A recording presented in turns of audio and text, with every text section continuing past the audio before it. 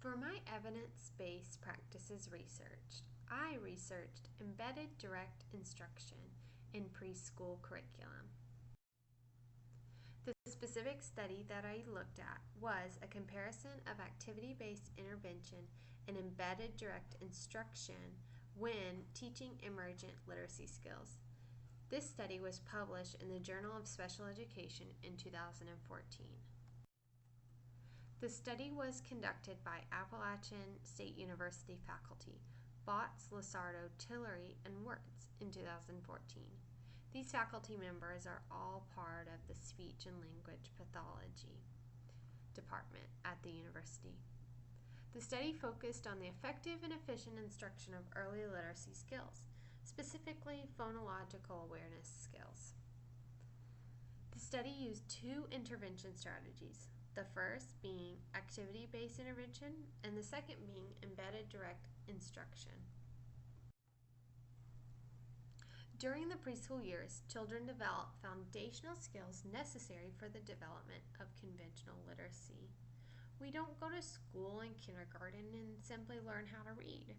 The skills for reading are developed long beforehand, and it can begin in preschool education. And it's important to look at these skills and these instructional strategies that work in teaching early literacy skills in our preschool students, especially the students who may develop learning disabilities or learning challenges in the future, those who are in early intervention programs in preschool. Why study this? So researchers asked the question, which intervention, activity-based or embedded direct instruction, is more effective in acquisition, generalization, and maintenance of phonological awareness skills in preschool children with language delays? And in reading over this study, I asked myself, what works in teaching literacy skills to preschoolers with special needs? I want to know what literacy instructional strategies work for preschool teachers, especially those with special needs students. What are these intervention strategies, activity-based intervention, and embedded direct instruction? I honestly did not know very much at all about them when I started reading this study. Activity-based intervention. It's all about transactional child-directed approach in which intervention goals are embedded routine, planned, or child-initiated. So children really are at the center of this intervention strategy. It's them who bring about the rising of the topics, and it's through their play that these ideas are introduced and taught. So the four components of activity-based intervention that I got from the study are: the first, it's a child-initiated transaction, always. The children initiate the conversation or the play or the interaction with the adult or the interventionist. The embedded goals are in the routine, the everyday routine of the preschool environment. They may be planned goals or child-initiated goals. In this case, the goals were very planned for the purposes of the study. Also, in activity-based intervention, there are naturally occurring antecedents and consequences. So the interventionist may come up with an antecedent or an introduction to a topic by something the child is working with or something the child says. And then following that, the consequences of that antecedent being delivered is all based on the child and the naturally occurring flow of the conversation or the task at hand. And finally, a component of activity-based intervention is functional and generative skills are developed by the child who takes part in this type of intervention. Moving on to the other intervention that was studied in this research. It's embedded direct intervention. So embedded direct intervention is a teaching model which delivers clear direction free of misinterpretations. And this was my own understanding from reading the study. So the teaching is very clear, very specific in teaching students. And if a child were to develop a misinterpretation that could be perceived by the interventionist or the teacher, then it would immediately be addressed and corrected. There are 7 components of embedded direct instruction that I saw in this research paper. The first is small learning increments. So say the learning skill was something like alliteration. So alliteration would be broken up into very small increments so that the child could learn one piece at a time. It's explicit step-by-step teaching. And many of the prompts, as we'll talk about more, are prompted or are previously thought out and very specific. There is mastery of learning in embedded direct instruction. The teacher or the interventionist will not move on until the child shows mastery of learning. Also, there are specific correction procedures, as we spoke about before. So the moment a child shows a misinterpretation or a misunderstanding of something, it's specifically corrected by the interventionist. There's fading of teacher-directed activities, so somewhat similar to scaffolding.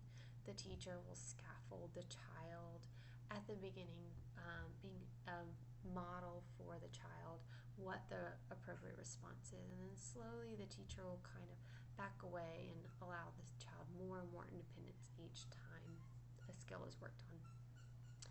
In addition to that, there's adequate practice for the child's new learning.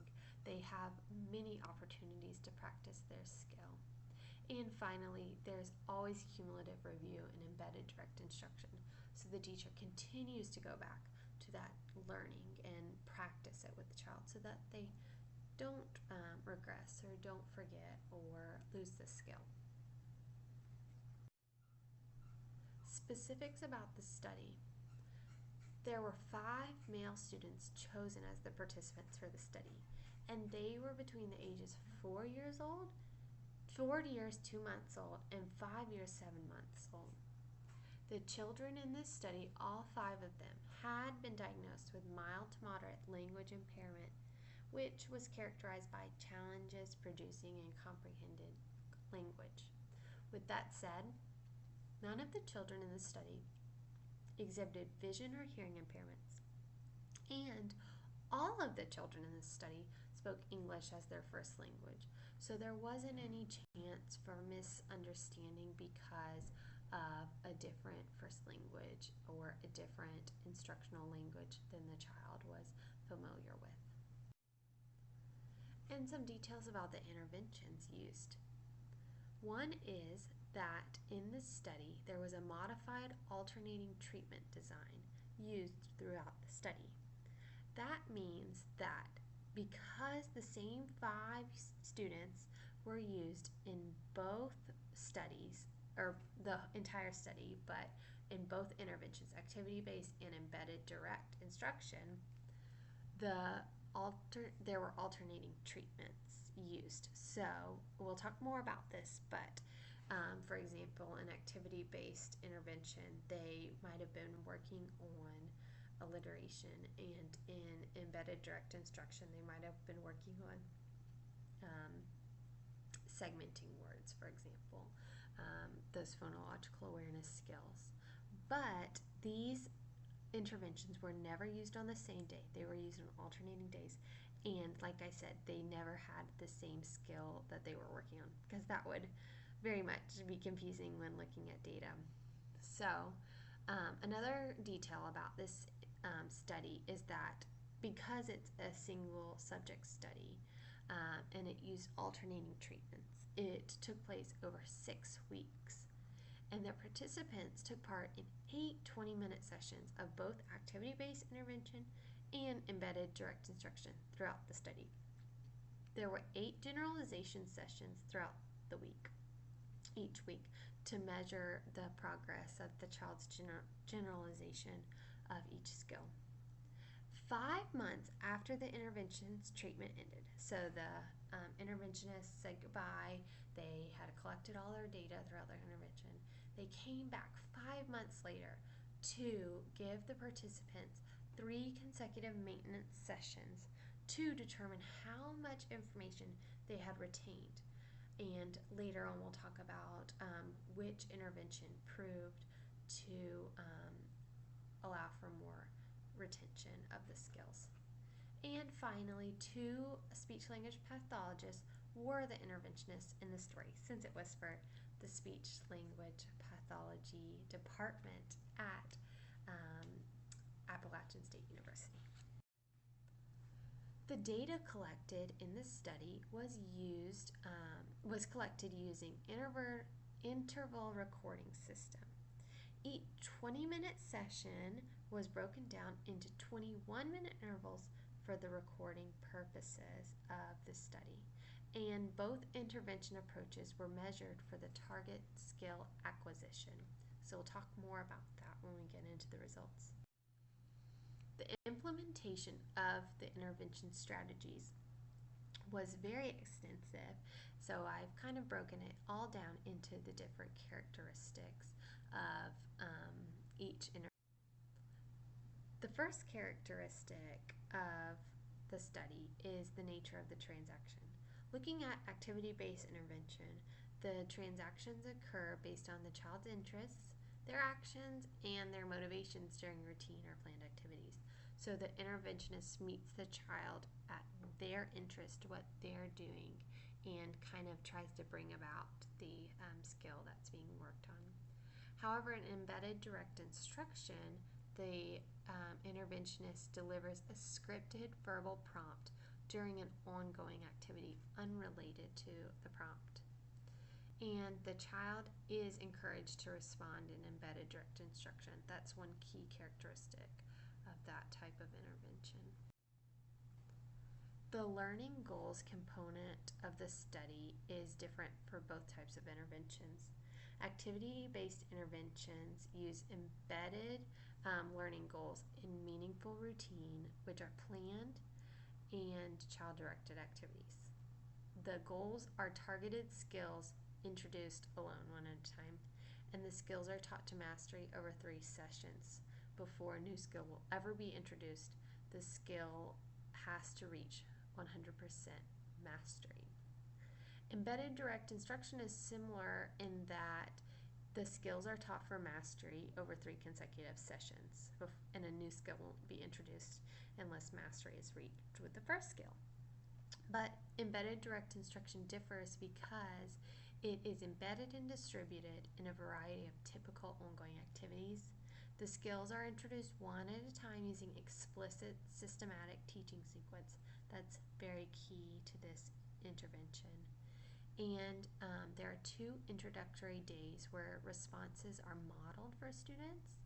And then following those introductory days where the skill is introduced, the students have 4 seconds to respond to a prompt. And there is still that correction of misinterpretation. The antecedent qualities for both types of interventions differ. An activity-based intervention, the logically occurring antecedent is used. So that might be in the form of a comment or a model, an open-ended question, a yes or no question, or instructions for the student. And those antecedents come in a variety. They are introduced during routine, and the skill is always planned. The actual wording is definitely not planned, but the skill is planned, and it's always during child-initiated events. Embedded direct instruction, on the other hand, has very scripted and identical antecedents. There are a specific number of opportunities for each child to be given an antecedent. The consequences follow the child's response to the antecedent. In activity-based instruction, the outcomes following a child's response are considered by the interventionist, and the child's response is always connected back to the learning in some. When do these interventions take place? Both of them actually take place at the same time of day. So that's consistent across the study that both of them take place during circle time, reading time, and craft time. The selected phonological awareness skills differ, though, for both types of interventions, and that was key in this study to make sure that the data for both interventions was not skewed or influenced by the other. So for activity-based intervention, the children worked on producing alliteration. In the future, if they had mastered alliteration, they would have moved on to blending two-syllable words. If they had mastered that, they would have moved on to producing rhyming words. But within the 6 weeks, the only skill worked on with the activity-based intervention was producing alliteration. Embedded direct instruction, on the other hand, used blending, onset, and rhyme. Some of the students actually mastered that skill, and so they moved on to identifying alliteration. None of them were able to master that skill within the 6-week time period of the study, but they were able to move on to that second skill. And like I said, none of them moved on, but it was planned for segmenting compound words to be next in line for the embedded direct instruction intervention. The study results. So the effectiveness of this study was based on the number of treatment objectives for each approach the children met. 100% response accuracy was required for mastery, like we talked about before. The efficiency was measured using the number of trials, errors, and percentage of errors to the criteria achieved by each child. The use of embedded direct instruction resulted in a more rapid rate of acquisition and targeted skills during the study. Embedded direct instruction was more effective and more efficient. Considering the effectiveness of both interventions, embedded direct instruction showed more effective acquisition of the target objectives. The reasoning behind this is because none of the 5 children received 100% response accuracy for the 3 consecutive sessions for the first objective, alliteration, using activity-based interventions, no other objectives were able to be taught. But 3 out of 5 children met mastery criteria for the first objective, which was blending, using the embedded direct instruction intervention. So they were able to receive instruction on the second target skill of segmenting compound words. The generalization of the study is how the children apply the skills away from the classroom probes and prompting. So participant generalization is based on the student-initiated practice of these skills outside of teacher prompting. So the intervention did not differ in the effects of participants' generalization of target skills. So neither activity-based interventions nor embedded direct instruction interventions had children initiate their own generalization modeling of the targeted skills. And there was no evidence of child-initiated spontaneous use of the targeted skills. And in my opinion, I think this is difficult for children to do because of the abstract nature of the phonological awareness skills. They're often kind of absent from real-world experiences, especially with children who are pre-literacy, learning the essential skills to develop literacy one day, but they're not yet reading. And so they don't encounter a lot of opportunities to hear those phonological awareness skills outside of the classroom. And sometimes not even in the classroom unless it's explicitly taught by their teacher. Probe generalization. So this was the generalization students showed when probed by interventionists. 4 children presented a higher percentage of correct responses for embedded direct instruction probes. So This shows that most of the children were able to generalize and show their skills of the phonological awareness skills that were taught using embedded direct instruction. But not all is lost for activity-based intervention because one child did show a higher percentage of correct responses using that intervention model, the skills that he had learned with that intervention model. So this just tells me that it's not all about embedded direct instruction. That doesn't work for everybody. We still have to differentiate for our children and figure out what works best for them, because most of the children in this study did respond better to embedded direct instruction, but that doesn't mean that a child wouldn't respond to activity-based intervention. The maintenance of these skills taught was shown in the test given 5 months after the initial interventions were given. So students showed a slightly higher percentage of maintaining the skills taught using embedded direct instruction. 3 out of the 5 children did perform better on the embedded direct instruction probes. The use of highly structured embedded direct instruction approach resulted in more effective and efficient acquisition of phonological awareness, which is a key area of emergent literacy, than did the use of activity-based intervention. So this tells me that the embedded direct instruction works well, works efficiently in teaching phonological awareness skills. The use of direct instruction strategies results in more rapid learning when compared with other strategies, and that stable learning takes place in an environment of individualized, systematic, and explicit teaching. This really stood out to me in this study. We need individualized, systematic, explicit teaching of early literacy skills in preschool. Teaching considerations.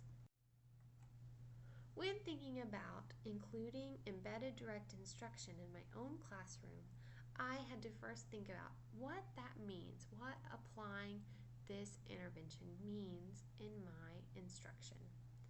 And it, to me, means teacher-directed instruction. I have got to be ready to meet my kids and teach them within their comfort zone, within their learning environment. I have to create scripted questions, scripted prompts to have my children thinking and practicing these phonological awareness skills, even outside literacy instruction. And I have to have highly structured antecedents and consequences, just like I said before, really planning to make sure that I'm able to address those skills during class time. And I need to be ready to give specific correctional feedback to my students who develop misinterpretations or misunderstandings about the content. The intervention design used here was centered on modeling correct responses and deliberately teaching key skills to students. It was also designed to elicit correct responses and proper skill development in students. So this tells me that modeling is key in teaching these young children who need the early intervention and early literacy skill development before kindergarten. And I need to design specific instructional practices and be ready to correct students to give them the great skill development they need to develop those early literacy skills. Embedded direct instruction provides the structure necessary to promote effective and efficient acquisition of skills, as well as generalization and maintenance of learning. So embedded direct instruction had it all in this study. It was effective and efficient. It allowed for the children to generalize when prompted by an adult, and it proved best in maintenance over time. This is the reference I have for my study. Thank you.